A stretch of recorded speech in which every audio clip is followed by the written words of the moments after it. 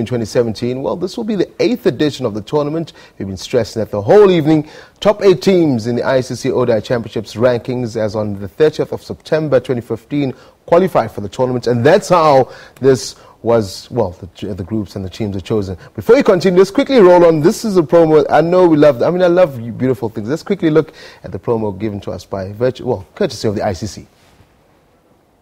AB into the stands. It's a 6. Barbrias, it's red hot. Another one goal, what a catch that is! Oh, big shot. Sweetly timed. Absolute peak for Malinga. Straight through, middle stump out of the ground. This is incredible stuff. Yeah, where heroes become champions. That's what we're talking about today. Joining us, in-house cricket analyst Lunga Sibizunchebe. Always good to have you in studio, my guy. It's always a pleasure, T. There it is, top 8. That's what we're speaking about. ICC Champions Trophy 2017. The big boys, okay, fair enough. The other one got in by virtue of the fact that West Indies. Well, that's a long story. We're going to speak about Bangladesh a bit later. Speak to us. It's always one of those tournaments that we look forward to, especially in South Africa. I remember when it came here, I think it was 2009. Yeah. We had a blast as far as the ICC Champions Trophy. Well, it's exciting because the time is almost upon us. And, it felt like when South Africa was in New Zealand that there's still a long time to go. And actually now the reality is once the IPL is wrapped up, it's England and it's the ICC Champions Trophy. In as far as the groups themselves, it's tough. Yeah. There's no easy encounter. You can't even count Bangladesh out. They're playing excellent cricket. They're playing great cricket, and just as a team, they look unified. They look solid, and they trust that they've got each other's backs. If the top 3 don't perform, that middle 3, they're just good on their given day. We'll look at South Africa right now. We've had the past 2 seasons, or the past season and a half, we've been harping on about how good and how polished that team looks. Test cricket is fine, we sorted. ODI cricket, I still feel we still need to be tested a bit more. Fair enough, we've been winning games, but how are you looking at that team so far? Well, winning games is the one part of one side of the equation. You have to win games because that has to become part of your team culture. You want to do better than you did the last time. So winning games is definitely good for morale. It's a good boost in terms of confidence within the team environment. In as far as the squad being settled, before Kyle Abbott announced and Riley Rousseau and that whole entire contingent of players saying that they're signing Colpack deals, I would have said we're comfortable. But right now we're still on the hunt for an opening bowler who's going to take that new ball with Kagiso Rabada on the one side. We sorted when it comes to spin with Imran Tahi. AB de Villiers is available, so we're comfortable in as far as the batting as well. At least when you look at it on paper, we are fine. The only question mark that we'll have as South Africa is just who's going to open with Kagiso Rabada. Monemoko, Vernon Philander. And the last time Vernon Philander played an ODI match was back in 2015. So there's a lot of questions. Monemoka. Look at this. Now we look at the 8. I know that we're going to go into a group per se. We look at the 8 teams that have qualified. Fair enough. When it comes to competition time, there's really not much. You can't really rule anyone out. That's the point of competition. We go over to play England a couple of matches before the ICC Champions Trophy begins. So much of a warm-up, if you want to call it, for the ICC Champions Trophy proper. How important is a result there prior to Champions Trophy? Or would you prefer that I do lose 1 or 2 matches because you don't want to go into the ICC Champions Trophy but big-headed, which I think New Zealand showed us with the recent series? Well, look, Tabiso, if you look at it now, South Africa is going to be in England for like 3 months because they go for the ODIs and T20s, then it's the ICC Champions Trophy, then it's Test cricket. Before that ICC Champions Trophy, you want to win everything because you just want to, like I said earlier, you just want to keep on building up on that momentum. You don't want to have setbacks because once you start losing matches, then there's question marks. People back at home start asking questions. The media starts writing. Then the guys in the change room get a hold of those stories and they start doubting themselves. But once you start winning and you continue winning, that's what people write about. That's what people speak about. That team is on an 8-match streak and you want to go for 9. You want to go for 10. So going into the Champions Trophy, they want to win everything else before that. So it's important that, they go there. And I reckon that they won't even have time to try and test and see who can fill in shoes where. When we go into England and when we play those limited overs cricket games. What is it? Is it 3 matches in England against England before Champions Trophy? I'm not quite sure of the number of ODIs now at the top of my head, but there's T20s and ODIs. If it's not 4. Yeah, the ODIs is 1, 2, 3 years. About 3 ODIs, one at Headingley, one at the Rose Bowl, and one at Lord's, which will be on the 29th of May before Champions Trophy. There you go. You only have 3 ODIs, so you can't experiment much. So now they will have looked at who performed in New Zealand, who can we take as a guy that's on standby. So now they'll come back to the domestic scene and see who has performed. The guys like Aiden Markram, who's been brilliant in this domestic one-day challenge. So they will have those kind of guys as backup. But when you're going there, you have to have your solid 12. 11 guys on the field, 12 men that's carrying drinks can also come in on any given day. Let's look at our group. We start off with Sri Lanka, that match on the 3rd.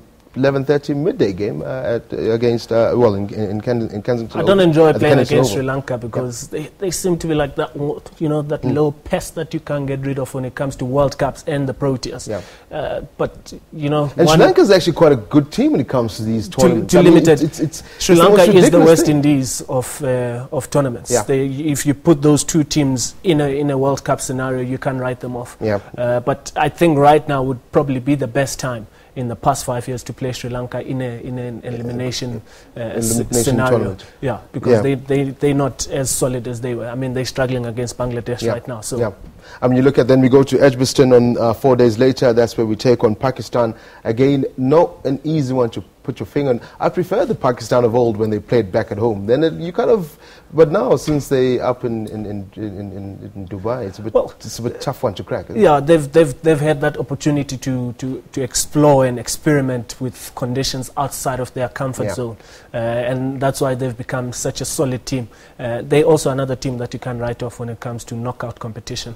But I also do feel that South Africa is just maybe one level up compared to them. So that should be a tight one, but South Africa should also win that one. Going to this one, obviously, will be India. I mean, India have always been the big shots. They're 2 times champions, I think, India alongside Australia as far as the ICC Champions Trophy. So they're going to be a tough nut to crack, isn't it? Yeah, they're going to be a tough one to crack. And also, they've left scars on the South Africans' memories because of that last trip to India. So that will also be something that their media will push, and that will be something that their change room will be pushing.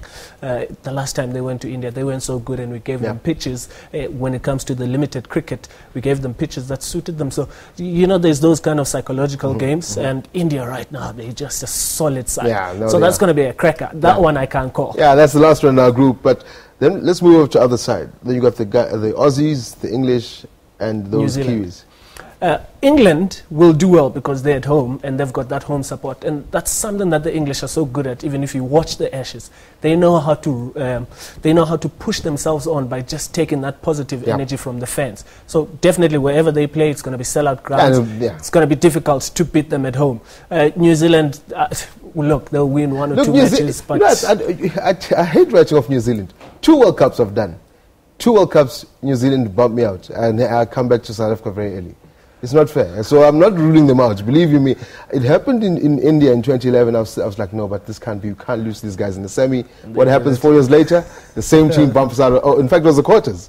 So no, I'm not writing out the Kiwis. Look, I'm not favouring them to go far in the tournament. I'll say England and Australia is probably the given one in that group. And also you must remember English conditions now will favour seamers. So the Pat Cummings of the world will be at home.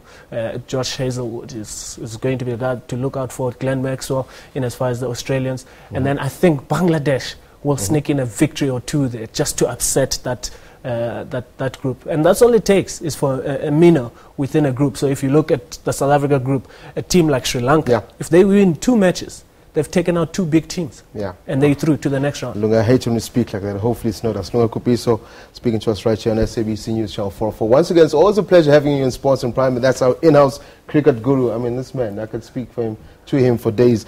Just a quick one, that trophy, if you want to go and see it, Thursday. I know you probably want to go there. Thursday, it's out in Sandton City. Some of our players, Kishaf Maharaj, no, in fact, that's not the other one. Quentin de Kock, as well as Temba Bavum, will be in Sandton with this trophy. That's, of course, the ICC Champions Trophy. Then Saturday, they're out in Durban. That match, in fact, that will be at the Gateway Shopping Centre. So for all our viewers at home who want to go through, you can go and see Kishaf Maharaj, Andy Lepetlewai will be out in Durban, having a quick look-see at that trophy, ICC Champions Trophy. Thank you very much to everyone who brought it to us. It's been a pleasure having it in the studio. I look at it with love, and I'm just thinking I would love for it to come back and be in South Africa for a couple of years in our shelves at CSA. So get down to the malls, take selfies. You know what? Most things happen. Whenever anything is here on Sports and Prime, they go on and win. SA Open champion. He started here. That weekend he went on and win. So the approach is, good omen. Oh, we've spoken to it now. Sports Live at SABC.co.za. We can get all of us at SABC Sports Live. So our Twitter handle, you can get us, stay in touch with us, have a chat with us. You can also have a quick see at www.sabc.co.za/news. And you can also log on to, in fact, follow at SABC News or online. You catch this interview and all the other interview and pictures we've done around this trophy. Well, this weekend, EFC 58, SABC 3, our sister channel. We're broadcasting it live. Here's a quick see at what is on show there. I'm kidding you not. Heavy punches are going to be thrown, and some of the fighters had a quick see at what is happening in Cape Town, met with some of the fans. This is what they came up with. Bye-bye.